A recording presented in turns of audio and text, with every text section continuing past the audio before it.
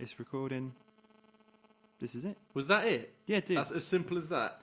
Look at those levels bounce around. This is going to be the way of the future, isn't it? By going to the past. Because this by going old school. Because this is like, I don't know, from 2007. They're like quite old. Oh, God, yeah. That's ancient, man. You might as well have cogs on it and water wheels. We're doing that good bit of podcasting again where we're talking about something they can't see. To be honest, mate, you know what? Our conversation transitions so effortlessly between not recording and recording that it just doesn't even feel like we're having to talk to anyone else. Interesting things said by uninteresting people. You're hosted by Ben and Tom. Interesting things said by uninteresting people. Welcome back to Interesting Things Said by Uninteresting People. It's a podcast. Everyone has one now. This is ours. My name's Ben, and I'm joined as always by the YouTube big time of the two of us. Oh, Tom. God. Hi, subscribe, comment. Right, Hit the bell. I'm going to dive straight in here. Okay. My wife's a teacher. She teaches primary school kids. Some of them have started writing on the end of their bits of work, like, comment, and subscribe. Bloody hell. It's almost like Once Upon a Time now. You know, that's just how kids think you just sign something off. Yeah. Oh, yeah. Oh, my God, yeah. Like, that's that. I mean, it just goes to show how much they're watching. Dude, all of them want to be YouTubers, but which is fine. No offense. No, which is fine. It's fine. But not when she says, "What do you want to make videos about?" Oh, I don't know. Yeah. I just, This is the great and horrible. The great thing about YouTube is that it's fine to say, yeah, I want to be a YouTuber. But I think once they start realising how much work they have to put into actually do it as a job, they'll be like, I don't want to be a YouTuber. We don't have to dive straight into it, man. I'll go back over old ground. But do you remember before we started even doing this podcast, I think we probably talked about this book on one of the first episodes, Show Your Work. Yeah. That Austin Kleon That's book. one of my, that's a great book. But isn't that just the antithesis of this? Yeah. Where, going, I just want to be famous with it. I just want to be recognised. The journey, man. Grind out something that you love. How long did you... This is completely off topic of anything we were going to talk about. But just remind, how long did you have the Bike Review channel before you told any friends about it? It was over a year before I told people about it. But I still don't. I still don't say it to people because I wouldn't go hi, my name's Tom. I run a channel. That's not. Yeah. Welcome back to this conversation at the bar. I don't if someone brings it up, I'll happily talk about it. But I don't ever say to people, even people I know, I wouldn't say, by the way, the YouTube channel's doing okay or it's doing badly. But that maybe we talked about it before. But that's one of the main reasons why. Actually, I saw in Soundbite the other day that I didn't make it for anybody apart from myself at the time, and I think that's quite important. You've got to love making the videos before. Yeah, absolutely. Before anything, and I didn't show friends and family, and I still never posted a video on Facebook ever because it's not for them. Yeah, it's for people that are interested, and I don't want people to give it a pity like or a pity share. I want people to share. I hear you, man. Yeah. I hear. And there's something psychological about that as well. I mean, we've both been in bands. We've both done that grind. Where that's where you can grind your output to is family, friends on Facebook. Yeah. So maybe, the fact that you've built a successful channel without once having to resort to that almost, I guess that must be satisfying. But I also think they're like I said, they're hollow likes, they're hollow shares, and no one really cares. No one's going, that little Ryan there. Oh, great! Yeah. I was wondering what you thought of the new iPhone. Yeah, exactly. And it just comes across as I don't know, it's just hollow. It just doesn't really. It's not organic reach. It's fake. Yeah, absolutely. I think there is. The more I think about this, the more maybe there is to say about it, because it's almost like when your parents won't take your advice. Yeah. Because to them, you are always their kid, the child. You're always the child. You can say to them, "Hey, you should get this new phone," or "What phone should I buy?" And then they buy the opposite one. Or you should definitely set one of these up for you, make your life really easy, and it never happens, or whatever it is. Maybe there's an element of that to it. People would never go. Again, I'm trying. I don't mean any of this in a bad way or what have you. But it's to them, you don't fit in the box of I know what I'm talking about on tech reviews and making really good videos. Of course not. You're just Tom. Yeah. In that you're in a completely different box in their minds. I think this is a case in point. My mum only found out this year that I did it. Tom, what are you doing in here? What are you doing on the internet? You're recording yourself. Open this door, young man. Yeah, but no, and she, she always knew I was making videos. Like she knew that I was, but had no idea I had like a channel or anything. And she said the other day, it's like, I watched some videos. I don't understand what they're about, but I think they're good. It's like it's a classic. Hey, fair enough. Fair enough, but like. Yeah, I've said to her a few times like, making videos, but I think it's always been like, okay, the interest hasn't gone any deeper, and maybe it's because I wasn't actively like pushing it on Facebook or anything like that. Yeah, but I think that's important. You've got to if you're making content like that book says, you need to make it for yourself. Yeah, that if you've got to enjoy the process, you've got to make it for yourself, and if you're making it purely to make it, it's like. I think Ricky Gervais says, like, when people ask him, how'd you get famous? He's like, well, why don't you go murder a prostitute? Yeah. Because that'll make you famous. Yeah. It's like all of the wrong reasons. If you're doing it to get famous, you're doing it for this, you're doing it for that, it's the wrong reason. Yeah. You've got to do it because you want to do it. What's really funny as well is there's a book by John Wyndham. It's a collection of just a collection of his short stories. I really like his stuff anyway. I think we might have even talked about some John Wyndham I think we have before.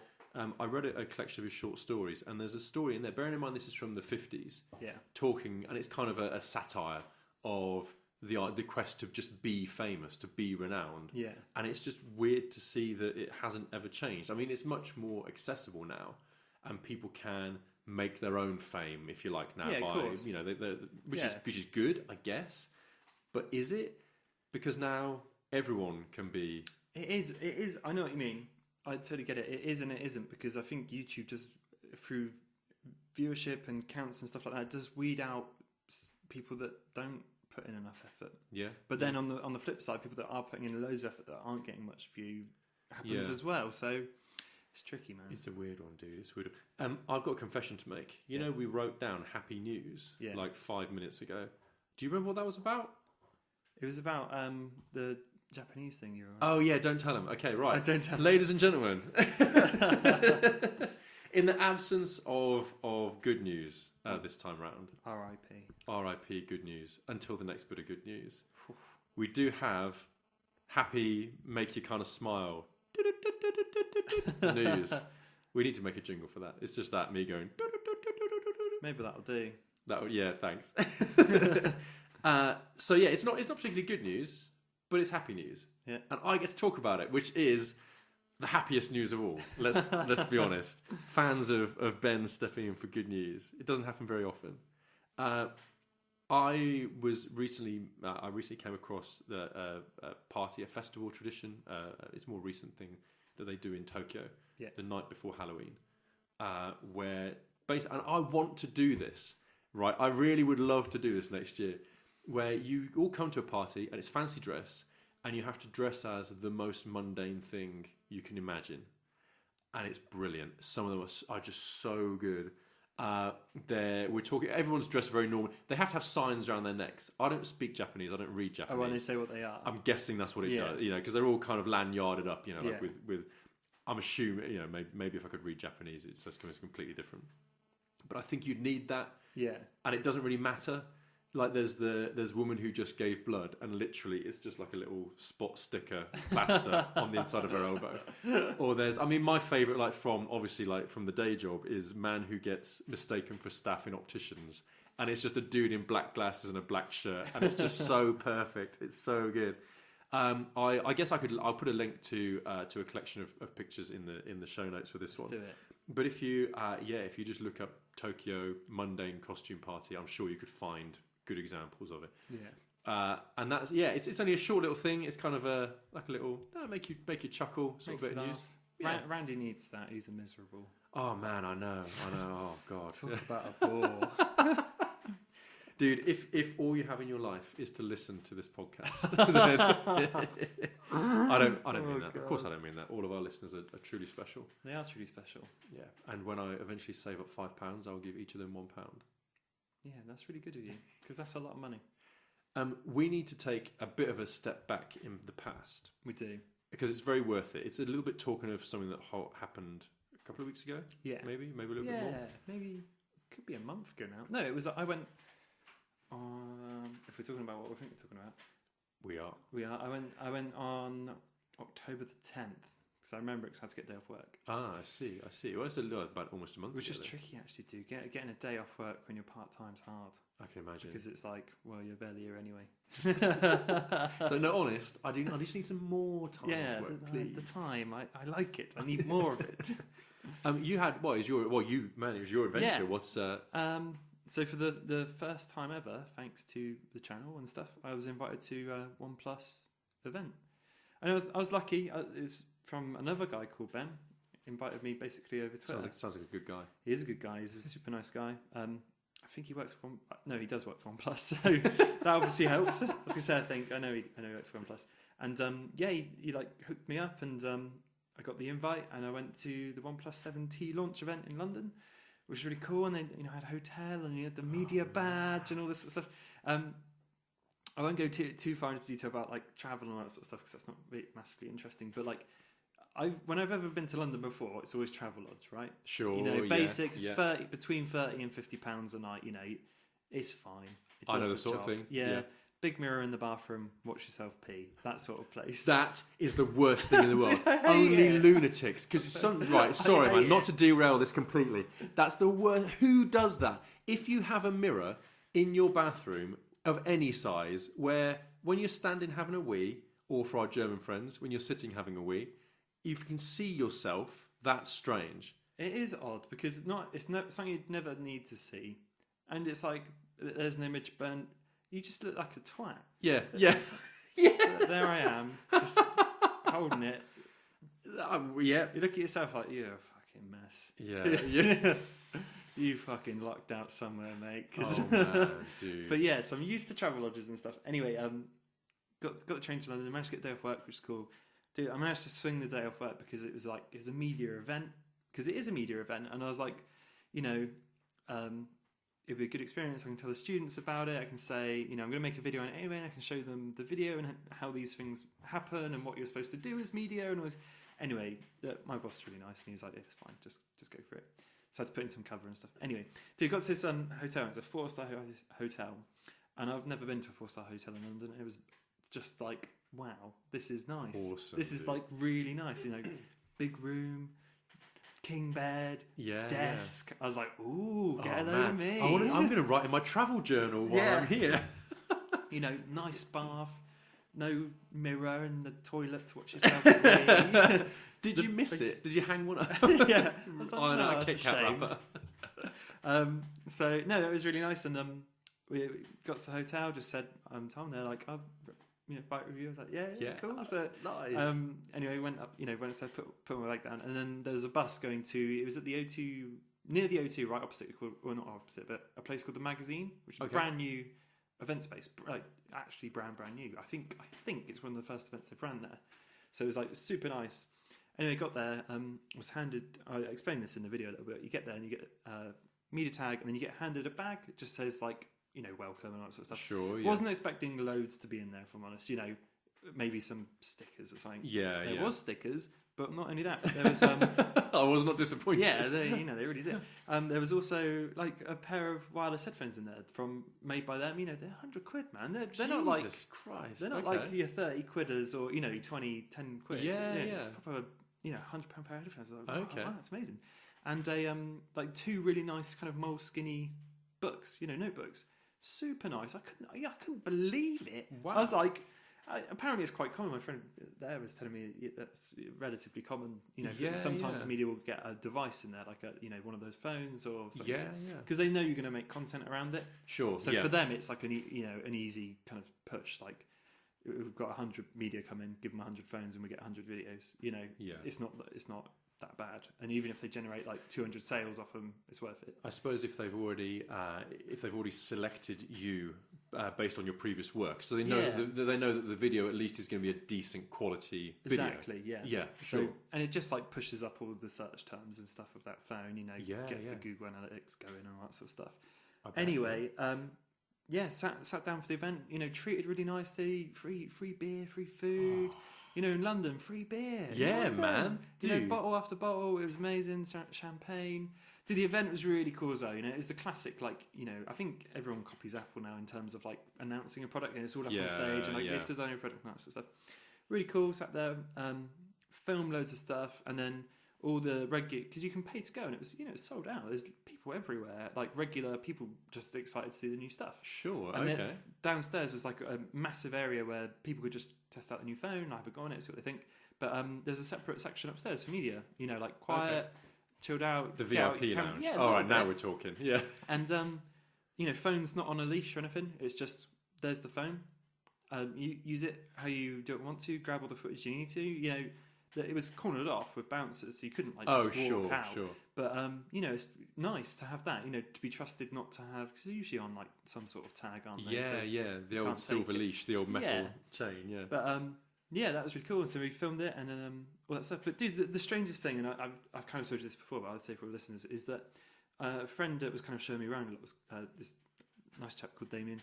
If he's listening, I don't think he will be. Oh man, we've got to get him listening now. Oh man, no. But yeah, really nice. He was just telling me that some news outlets, because a lot of news outlets and stuff go in there, and I guess like Android websites and those sorts of things. Yeah. He's saying that some people got like an hour deadline, so they have an hour to make a video and have it uploaded. So not only not only like filming, but editing and uploading within it. Because bear in mind, it takes like, depending on the size of the video, up to like 20 minutes to upload.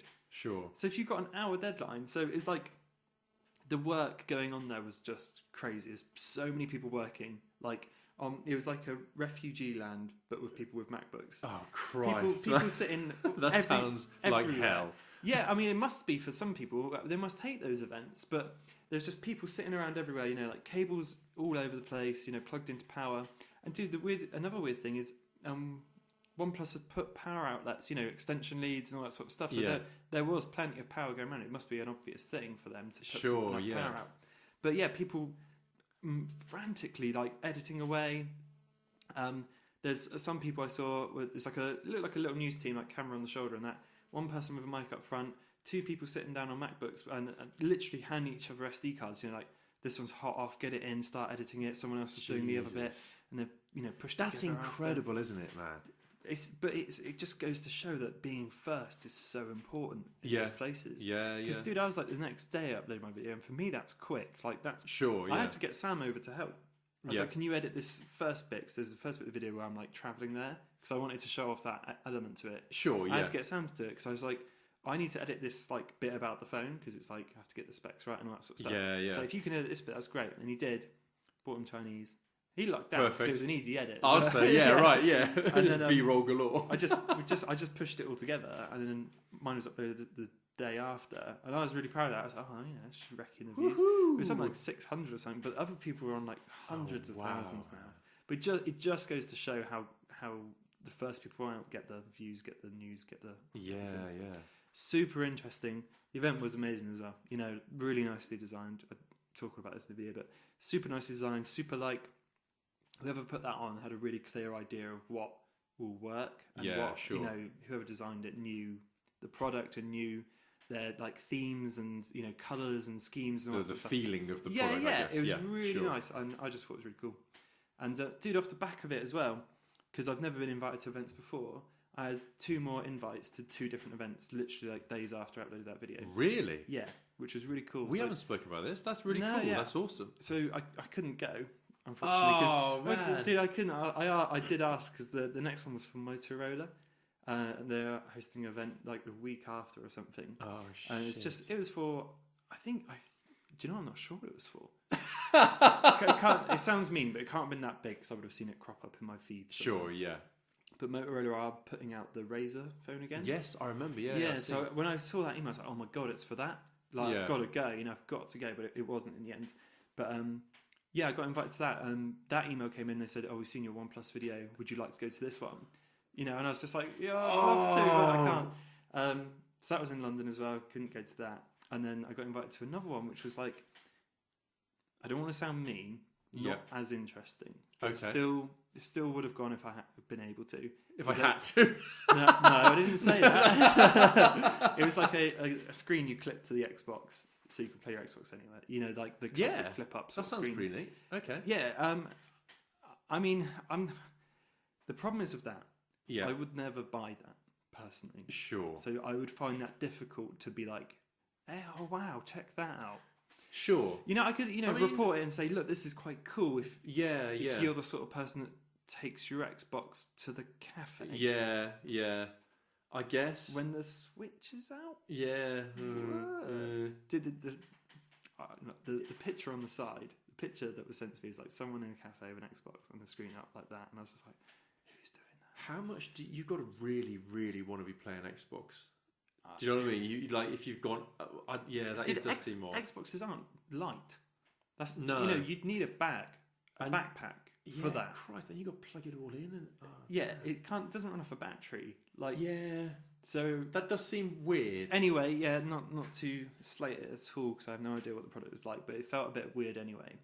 But those two came off that one video. I'm just thinking about portable Xboxes now, mate. That's just odd. Sorry, let's carry on. The original Xbox One as well, which one I've got, is a tank. Yeah, you wouldn't break your back.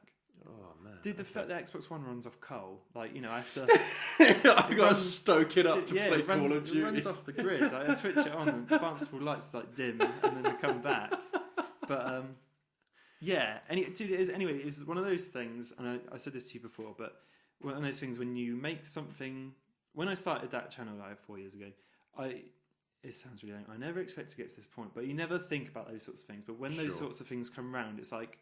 That's a nice confirmation that someone or somebody or some company likes you enough to go bring him to the event because he'll do something good and we like the video.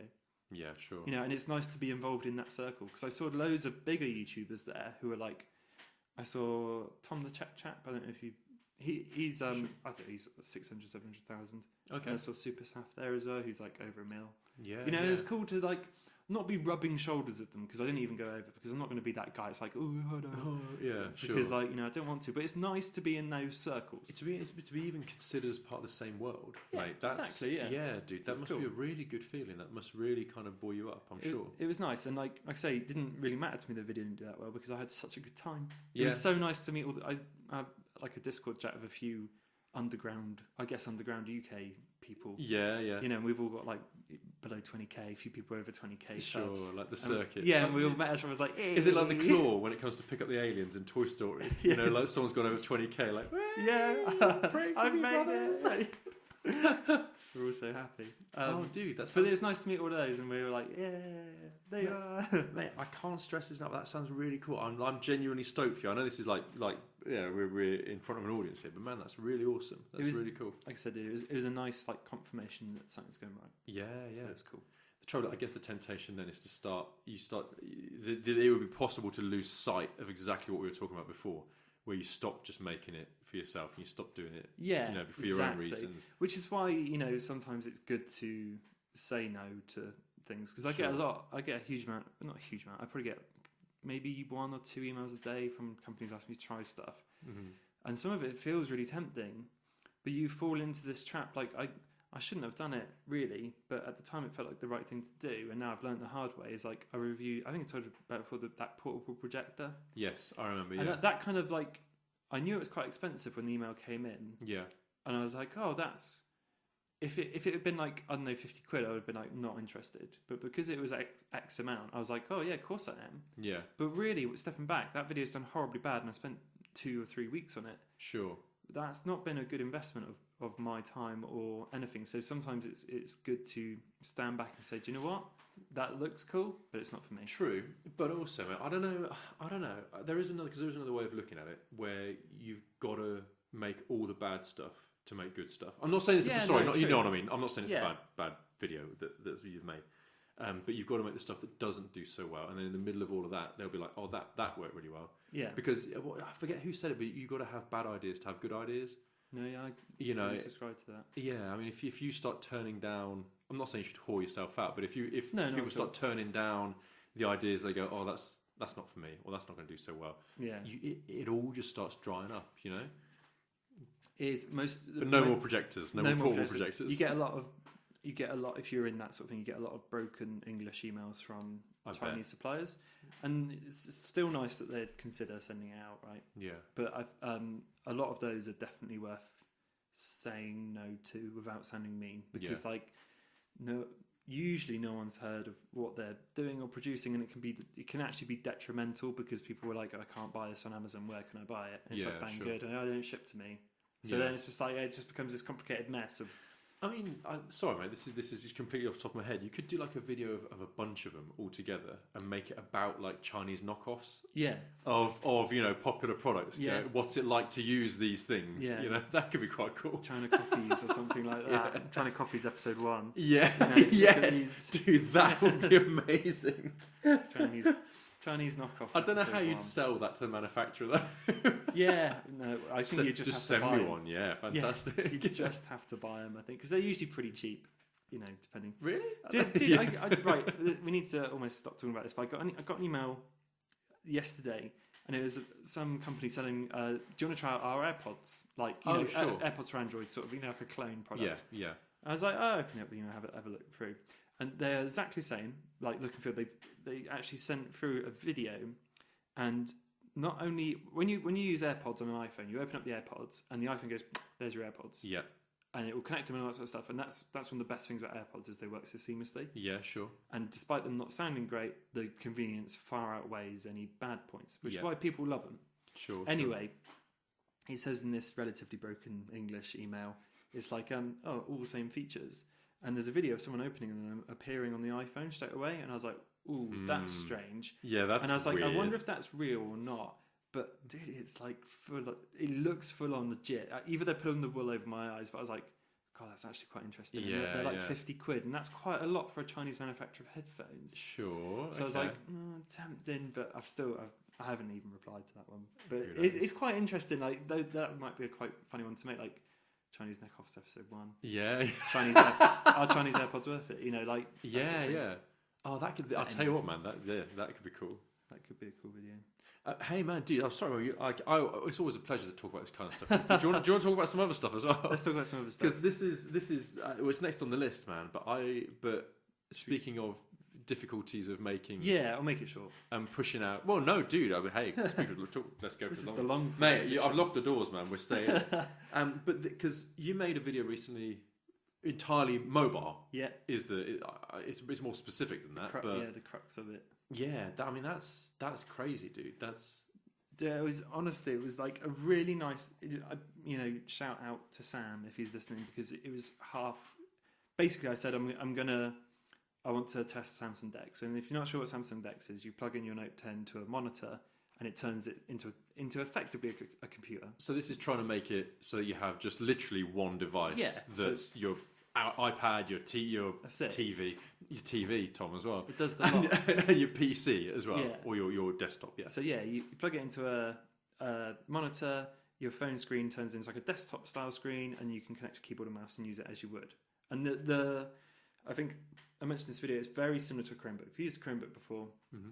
It effectively turns it into a Chromebook, but can work with all Android apps and stuff. So it's kind of good and kind of bad in that way because it's quite buggy. But it was and I said to him, I want to try it out. I'm going to replace my PC for like a week and not use my PC or MacBook. And he's like, that's cool. He's like, why don't you film it on your phone as well? Add an extra layer of complexity. Oh, no. And I was like, and I initially went, no, that's crazy. And then the more I thought about it, I was like, that would be a good test of absolutely everything that phone could do. Yeah, sure.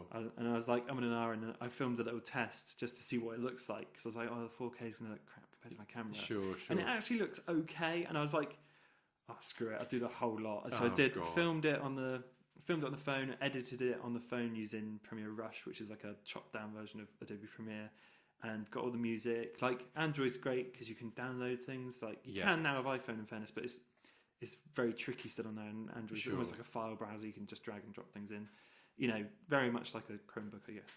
And man, it was hard. Honestly, it was really, really hard, and it was hard because of like basic reasons. And I think I kind of mentioned this a little bit in the video, but like when you get so used to a video editor and how it works and like how you can do certain things. So like in Premiere Pro, which is like a full-on video editor, you have a bin. Like, like in anything, you import stuff and there's all your stuff on the left. It's like, these are the files I want to use in this project altogether. Yeah. That's it. So on Premiere Rush, when you click it and it just adds it in, there is no bin. Like you can't go back to it if you delete it. That's gone now. So because it's it's mobile focused. It's not supposed to be a complex program. Oh god, I bet that's infuriating. So, and it's like it's got a magnetic timeline, which means when you plop something in Premiere Pro, when you drag a clip in, you move it anyway you like. So, yeah. And when you drag something in Rush, it sticks to whatever it's next to. So would this be more like old school iMovie? Yeah, exactly kind of job like where it's literally just you're shuffling up the order, but there's no blank space in between them. Exactly that. So you can't. And the problem is when you start putting titles and text on it, when you put titles and text on Rush, the titles and text stick to that clip as well. So if you've done the title wrong, you can't move it to the clip you're supposed to put on. You have to delete it and then do it again. And it's just like, and if you delete a clip because it's not supposed to be there, everything shifts away, and it's like, where's it gone? Where's it gone? And what's that like working with audio, like over the top? Horrible. Really horrible. I'm making it out to be worse than it is, but audio is linked to clips as well. So if you delete a clip, the audio will go, and it's like, usually I do lots of things to my audio before I publish it. Like I'll EQ it and do lots of compression. I'll add a bit of limiting or something. You've got to make the most of that music tech qualification. Exactly, yeah. That expensive qualification. And you can't do that. There are no plugins. There are no. Sure. There's no EQ. It EQs it automatically. It just identifies it as voice and will apply lots of effects. If you're like a news team on the move, you've just run and gun. You need to upload it there and then. Yeah. It's perfect.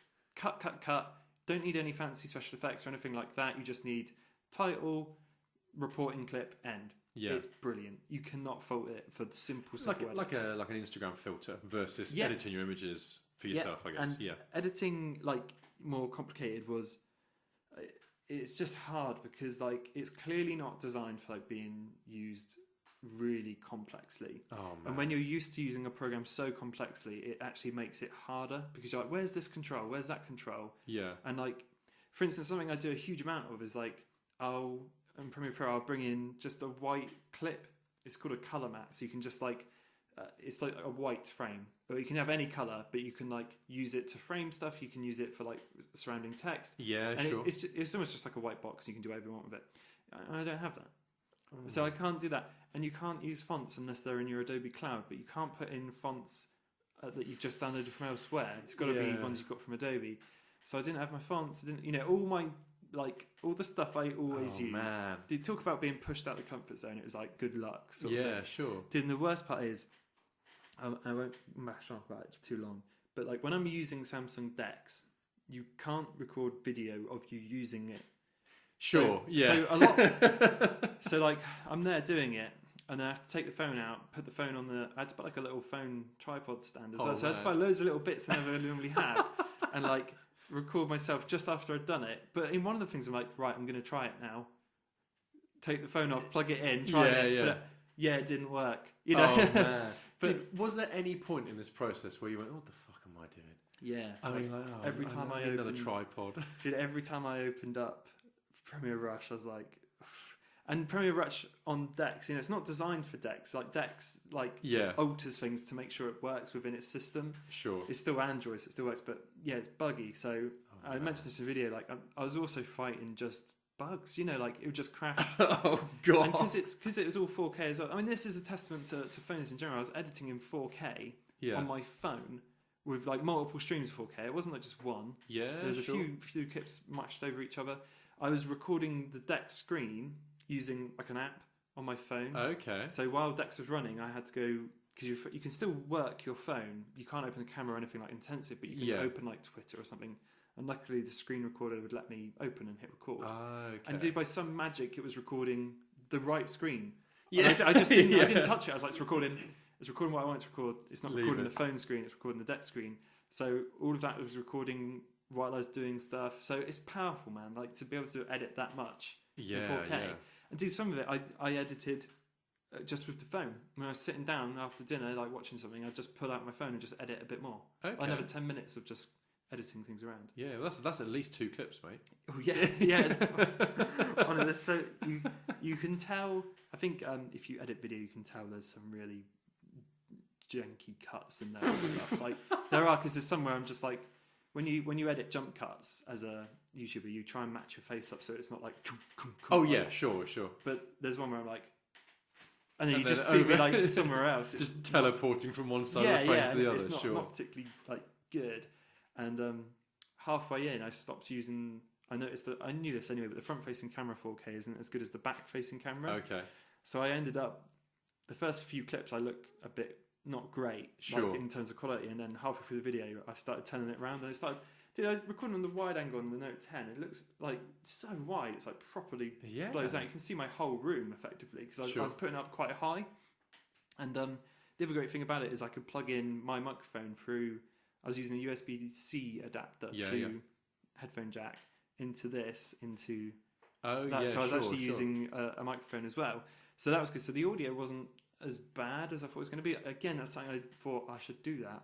But it was like 3 days in. So the third day, the audio gets slightly nicer. But, it's like evolution of this video as it goes along. Yeah, a little bit. But that was kind of initially it started quite fun. I was like, this is cool. Like I should do more stuff like this where I'm really out the comfort zone. Sure. But when I got to the end, oh man, dude, I had such a fright of it as well. Like a genuine like oh shit moment.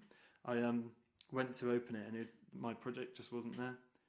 Like outright, it loaded up. It said it's like Samsung Dex project. Clicked it, and it brought it up. No clips were in there. It's just all the audio, and I was just like, right. The panic started setting in, and I was like, oh, it's fucking gone. Like it's actually gone. Christ, right, yeah. And dude, I honestly lucked out. I'd done a test render the day before, and I transferred it to my Mac just to see what it looked like. Yeah, sure. So I had like 4 days done, so I'd only lost like 1 day of like one video day of film of editing. So I was like, thank God. Oh man! So just gone, literally just gone. And I never came back. I don't know what happened to it. Jesus. So I think what happened is the video files had been moved around in my phone somehow. Okay. And it couldn't find where they were because those clips were still there.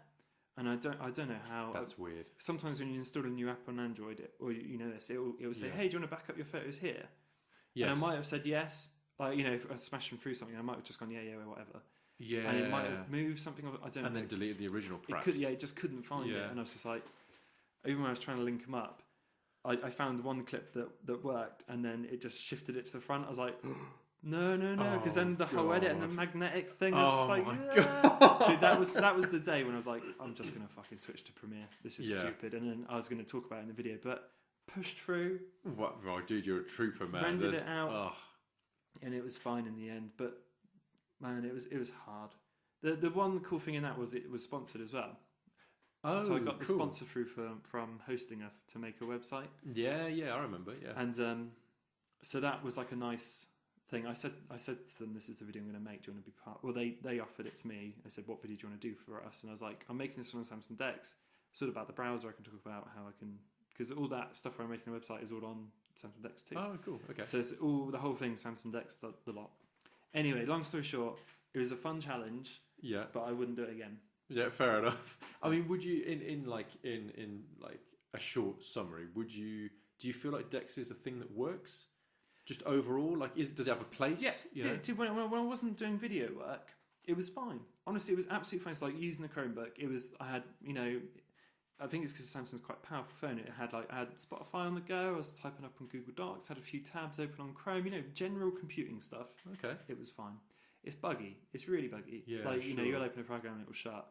Open it again, it will half load. Yeah. That you can't when I tried out gaming on it, like Minecraft and things like that. Yeah, sure, yeah. They were messed up. You could tell it just didn't want to run. It just the phone couldn't understand what was happening. Yeah. It would when you booted up something, it was this can't be used with keyboard and mouse.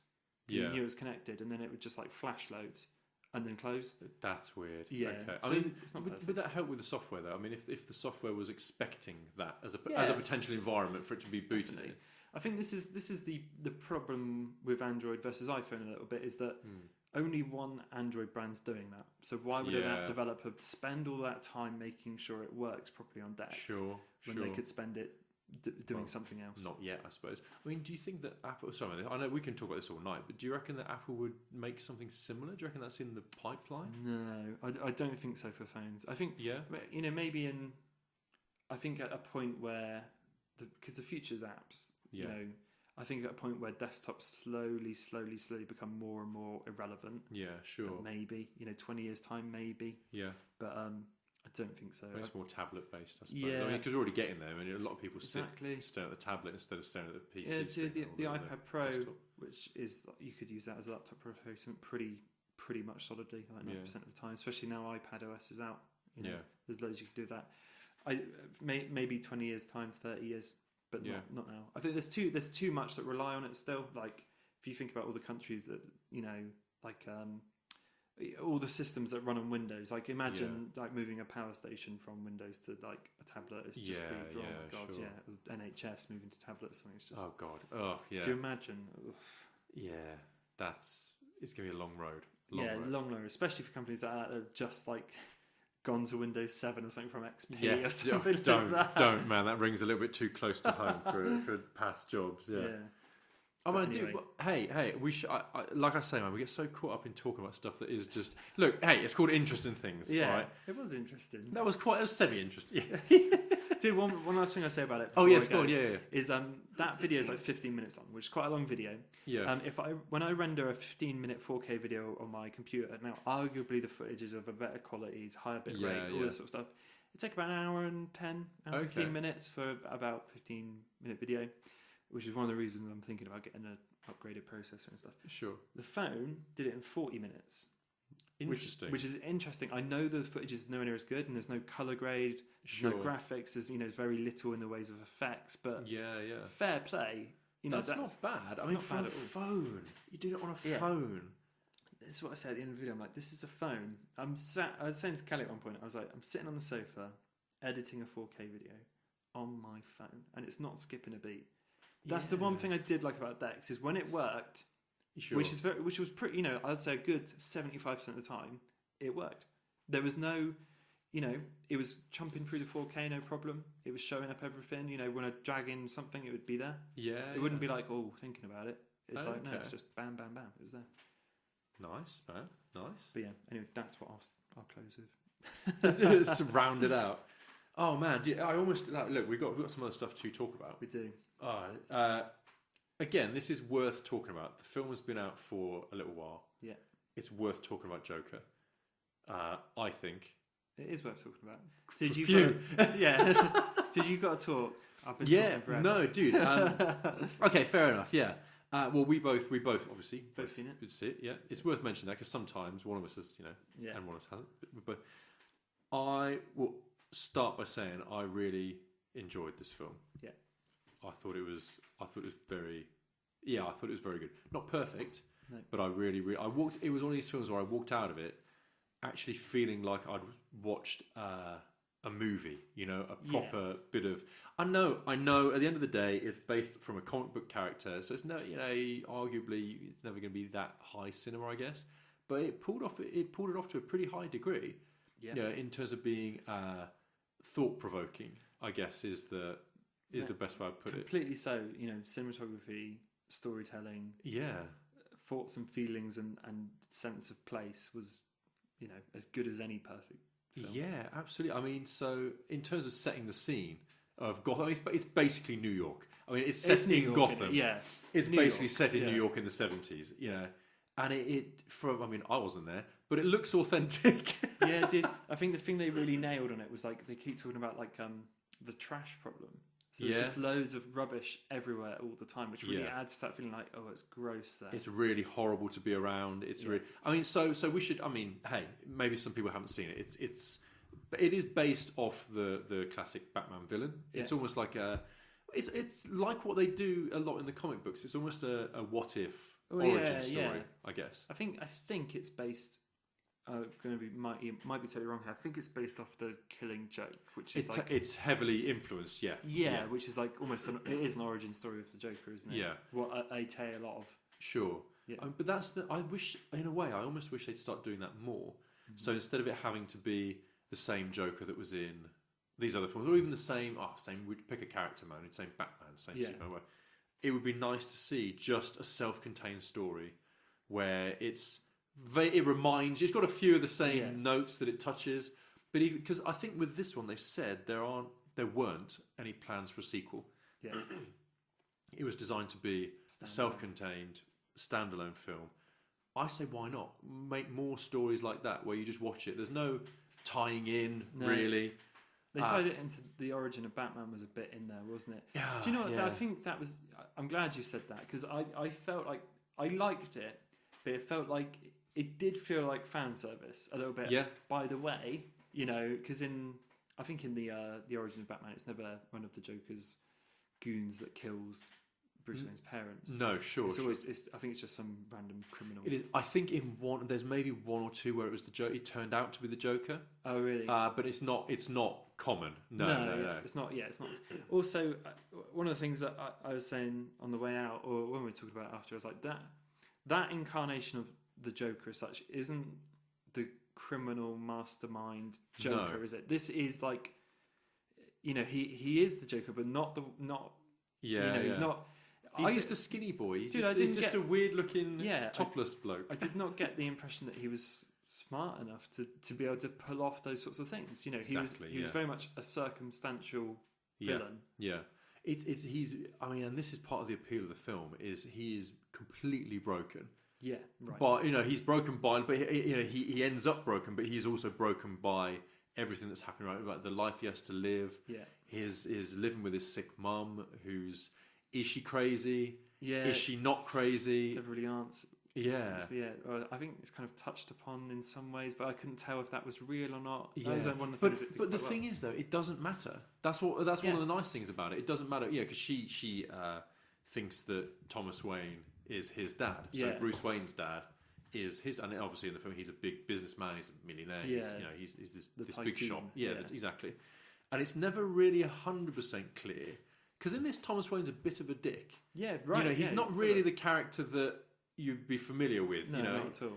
So you're never 100% sold whether she's crazy or whether he's saying that she's crazy. There's those. I guess we should say spoilers, but it's almost too late. There's those flashback moments where she's like being forced to sign papers saying, "Oh, I adopted him," but you couldn't tell if that was forced or they're just saying, "No, you adopted him. Look, here's the paperwork." Exactly. Yeah. It's hard to. No, this is one of the things I think they did really well, even with the relationship that he kind of had with that girl, and then turns out he didn't. Yeah. And even from reading like I've read like 3 or 4 Batman visual, graphic novels. Yeah, sure. And whenever the Joker has a part, he's known as an unreliable storyteller. Yes. Even in the Dark Knight, film series, he would say multiple times how he got the scars, but it's always different. Yeah. Because he's so unreliable, and I think that was part of that whole story. Yeah. Because that whole story was unreliable. Because people were saying, did he even go on that TV show? And I couldn't decide. I was like, I don't actually know. Well, when it got to the very end of the film, where he's locked up. Yeah. Again, we're well into spoilers now. Yeah. But where he's locked up, as we walked out of that, I don't know. Maybe this is a more common view than but it just didn't occur to me. My wife Claire was saying, so did you just imagine all of that then? Think, like all of the film, because he's what is it? Because there's the blood coming off his shoes at the end. Yeah. Is that because he's done something horrible in the room, and that's or is it kind of in his mind? Is it a metaphor? Yeah, dude. Because it's hard to tell.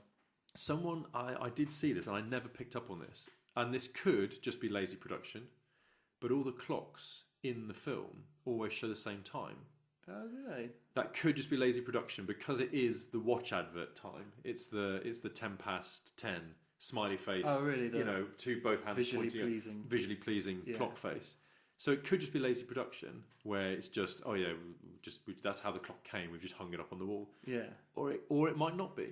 It might just him watching it somewhere and just it not going around at all. The bit at the end where he had the blood on his shoes, I just thought on a realism standpoint, like how would he have got them so perfectly on? Exactly. Yeah. So I kind of took that as like, no, he hasn't done anything. Yeah. Or he is just mad. But then does that mean none of it happened? I don't know. This is one of the great things about it. But it's also, the thing I loved so much about it was it's so claustrophobic. The whole film, I felt a bit uncomfortable watching it. Yeah. So I went through that film. I didn't. Yeah. I didn't watch it and enjoy it. I was like, just. I mean, dude, the scene at the end on the TV show where crazy. That's so tense. It's so well done. Yeah. And dude, the change in Joaquin Phoenix where when he dresses up, when he dresses into the outfit, you know, even if you haven't seen the film, the costume, the way he looks, when that is how he dresses to go on this TV show, that change in him there is incredible, because then it's much more heavily laid on that's the character you recognise from other films and from comics and what have you. I think there's that scene where he's walking out of the train station like, smoking a fag, and it's like this almost like a hero shot of him just walking. Yeah. And it's like, there it is. There's the money shot almost. You know what? I do have one general criticism, and it's going to make me sound like a wet blanket. I'll warn you now, and it will. And I don't know how much I 100% agree with this, but it is an interesting viewpoint on this. It was Edward Norton I was listening to being interviewed, and he wasn't Joe Rogan. No, not on Joe Rogan. No, not Joe Rogan. He probably wasn't. No, but not on this one. And he wasn't talking about Joker specifically. Maybe on Joe Rogan, maybe he did. Yeah. But he wasn't speaking about about Joker specifically. But he's saying that he feels like you have a lot of films nowadays that are glorifying nihilism. So not necessarily glorifying the violence, but glorifying this attitude of whatever. Yeah. You know, it's cool to be nonchalant and cool for nothing to matter. Nothing matters. I don't have to care about anything. Yeah. Do what you like. Who cares? Tell someone to fuck off online. You know, like start insulting people. Who cares? You know. And he's talking about films that glorify this. And this was after I watched it. And I was thinking, shit, that's exactly what Joker's doing. Where it even happens in the film, where he shoots the TV show. You know, he shoots the guy in the face. He clocks it, saying, "Oh, that's what you fucking get," you know. Yeah. And then other people start repeating it as they're killing people in the street. Yeah. And it's like, there is something to be said that is glorifying. It's normalising violence. It's normalising this lack of care. I did see that kickback online about that sort of thing, saying sure. It made it seem like doing something that violent was justified. Yeah, yeah. And they were worried that copycat people might try that, because there's plenty of people at, school shootings and all that sort of thing that are probably feeling just like that. Yeah. No one cares about me. No one says anything. Exactly. The only way I can get people to care, as this film shows, is to kill somebody. Or even no, fuck them all. Yeah. You know, I don't have to make them. I don't have to get care and love. Whatever. It's a valid life to live. Yeah. Of just going fuck everything. Yeah, I think it's. We did talk. I actually talked to Kelly about that, and I was like, it's quite. If you're in that position, it can set a dangerous precedent for those sorts of things. But I mean, it is a film. It's not. At no point does it say you should do this. No, exactly. That. I think you could say that about there's so many films, right, that dig into those sorts of feelings and stuff. Like that one on Netflix where the girl kills herself. 13 Reasons Why. Yeah. That is very much on that level. Like, sure, yeah. Kill yourself and people suddenly start caring about you. Yeah, and it's not good. Dude, to come away from that, I thought in that film, and Joaquin Phoenix, I don't know if you've seen You Were Never Really Here by him as well. It's got him in it. No, dude, I haven't. It's really good. But it's the same in that film. They do in the Joker. They did violence really well, and it was really horrid. Yeah, when people get shot in a film, you don't usually go, oh. Yeah, when he shoot up people on the train, I was like, oh fucking hell! It was gross. And, dude, it was like, it is. It's used. This is the thing, the violence in it, because we went into it with hearing all the news reports of people saying, oh, it's too violent. Yeah, there's a lot of violence, and we were expecting it to be people getting their heads caved in left, right, and centre. But man, there's only like 3 or 4 scenes. I mean, obviously, it gets more rioty towards the end. But it's that short snap of extreme violence. It's like exactly. It's horrible. The other film he does as well is like that. Okay. Not to spoil that for you, but he's basically an ex-cop, and he finds out about like some sort of awful paedophile ring. He goes in there. He decides one time to go in there to fucking sort it out. Yeah. And it is like that. Those short, ultra-violent bursts of like fucking hell. Yeah. And it's a really great scene. It's actually, without spoiling it as such, you only see the violent bits on the CCTV cams. And some of it's off screen. You just see his feet and his arms like really going at someone. And you just see them like hit the floor. No sound. And it's like, but it's horribly violent. I couldn't believe how violent it felt. I was just like, God, they really did it well. To check that out. But yeah, I thought they did that particularly well. Which I don't want to keep banging on about it, but maybe I will. Yeah, no, bang on. One of the things that I think DC finally understood of this film, and I'm almost repeating an opinion I read online, is that they do DC best when other people like take their characters, like the stories Frank Miller wrote, and do what they want, but those characters are like almost given to them as assets. Yeah. Use our characters and tell a brand new story. 100% agree. And they did that so well. And it's the first film I think in a while where they haven't been competing with Marvel. Yeah. This is not to compete with Marvel. This isn't to compete with like Deadpool or Avengers or anything like that. It's like they gave a director a shot with one of their most valuable assets, and it's paid off massively. Yeah. That film's going to be the first one to hit. First 18+ film, is it, or R-rated? R-rated, in America, that's hit $1 billion ever.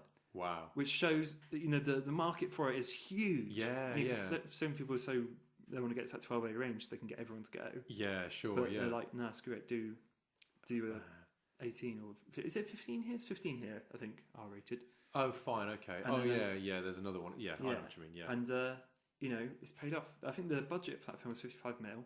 Which is, moderate for a film. That's low to moderate. Yeah. Imagine making $1 billion off 55 million. That's incredible. Investment. I can see why people make films. It's insane. Absolutely, yeah. Dude. And that's what, ultimately, walking away from it, I felt good about movies. I know it sounds like a bit of a pretentious thing to say, but I actually left with a bit of faith going, that's a good film. Like, I've watched an interesting film. Yeah. Like one that made me think about it, and it was a bit different to something I've watched before. Dude, a proper piece of art.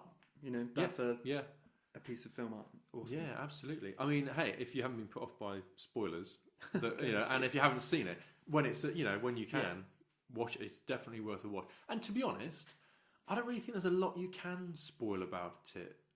Really, I mean, even if you know certain like beats in the plot, it's really not anything that you didn't expect. No, not at all. Not at all. I think maybe that might again be the only criticism is it was very obvious where it was going. Sure, but not in a bad way. But even then, man. I mean, I don't know if we've talked about this before, but there's actual research where people say you enjoy a story more if you know how it ends. Yeah, because we're wired to like fairy tale endings. There's a reason why it's so popular to have this happen or that happen. Yeah, because we're wired to go, right, I know how this story goes.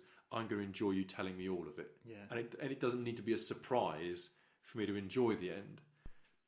Dude. So I would recommend watching it. It's really good. Definitely check out that other film as well. You're never really here. Yeah. Okay. That's I'd say it's on a similar level of awesome. I really enjoyed that as well. Hey, great. He's good in that. Back to lighter bits of real world. Yeah. Real world life. I won't chew your ear off about this, but I really want to talk about it. At least to mention a little bit. Because I had a birthday recently. It was 26. Cheeky little birthday. Yeah, cheeky little birthday. And Ben isn't 26, by the way. No, that's a bit ambitious, but it's somewhere around 26. I'm not far off. I'm within an order of magnitude away from 26. And Claire got me we went for a mushroom foraging day. Yeah. And it was awesome, right? Now, I know this sounds a bit middle class, a bit pretentious, right? But seriously, I love all this shit. I could do it every day of the week. It's my bag. It is my bag. Yeah, it is exactly. Yeah, and I'm not ashamed about it. I love it. And honestly, I would recommend it to anyone who fancies doing something a little bit different. We went down to Liskeard, or near Liskeard. We went down to Lou, near Liskeard, so in Cornwall, for those who don't know. And it was run by this guy called Matt, and if I mention it's Cornish wild food, before I forget to mention it later, if you wanted to hook up something like this, there are probably other courses available around wherever you are, but Cornish wild food was the one that we went on. And he's done foraging courses for years, so where you basically go out and you learn, or you learn how you can forage different things. This was a specific mushroom one, and he was saying that this was only the second one he'd ever done, because he was trying these specific ones. And it was great. He was saying it was a bit more difficult to organise because mushrooms literally pop up in the morning, and most of them die off in that night. So, or only up for a short time at least. So he went scouting the area on this woodland walk path where there might be some mushrooms the night before, and he said it was completely different when we got there. So you have to just look. You have to just have people looking for stuff, and it was good because it wasn't like learning specifics, So he wasn't trying to say, oh, this is called one of these, and you can eat this, and you can, and then on to the next one, this is one of these, and you can't eat. Because he's saying there's 12,000 different mushrooms in the UK. You can't learn them all. Yeah.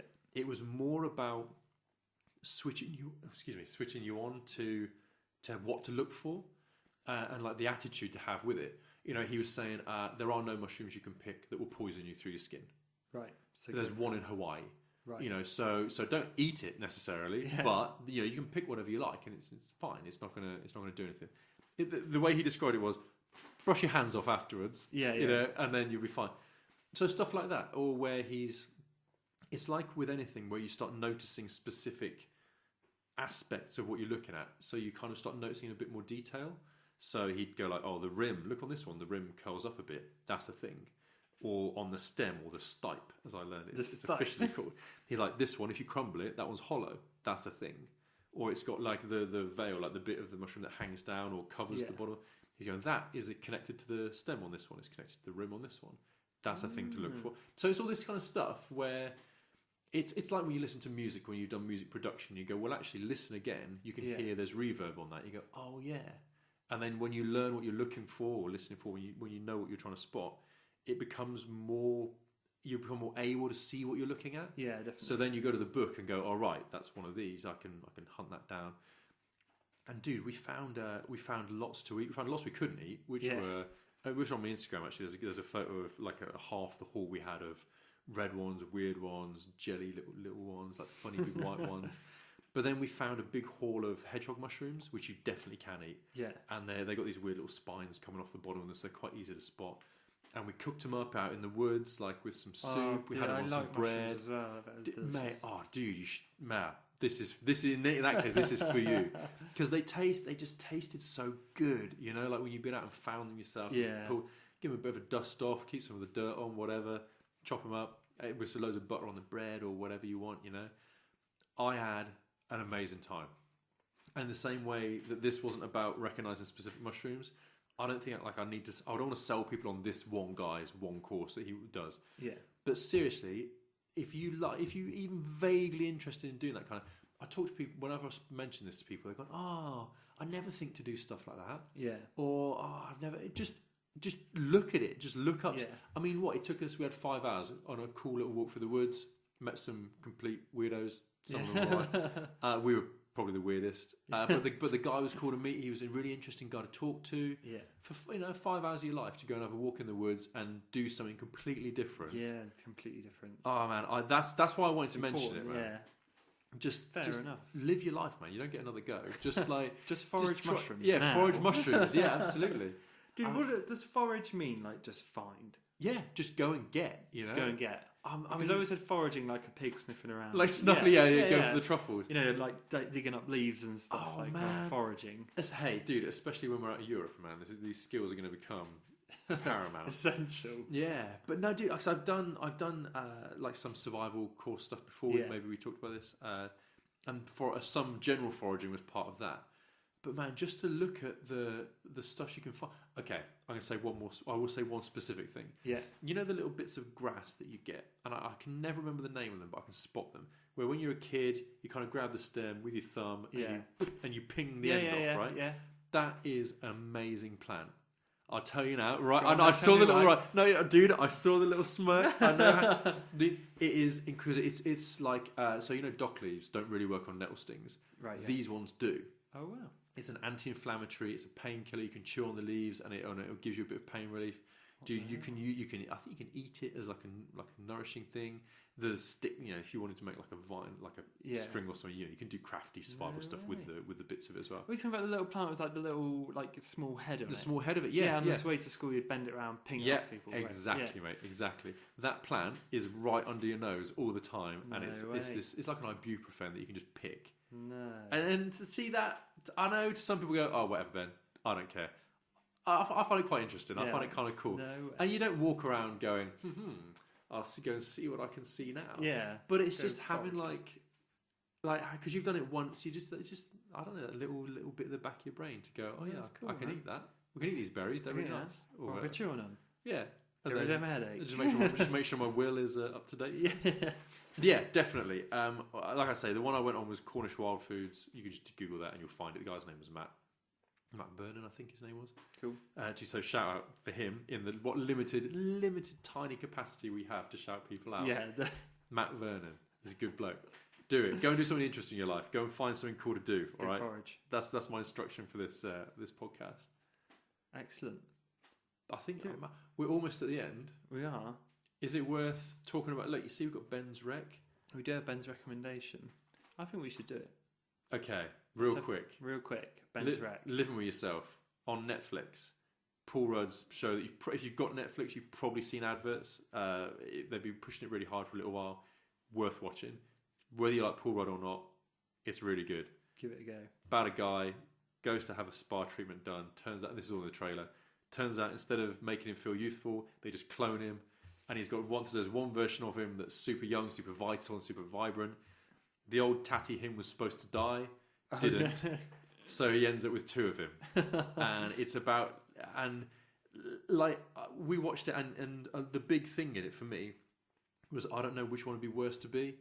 The standard you, because it doesn't make him worse. It's just the standard tired old him having to look at your potential great self, or being the other guy, being the potential great self who's looking at what a bum you really are by comparison.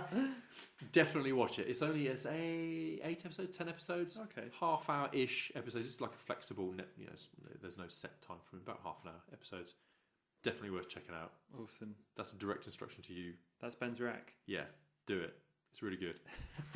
Oh man, I felt so ill, and we're near the end of the podcast, and I just felt so tired and so ill for all the reasons I told you about. Man, I'm just not in a good place at the minute. Poor Ben. It's like when you've finished a good video and you're like, oh, that's great, I'll put that out, and you feel really happy. That's how I feel about this podcast episode.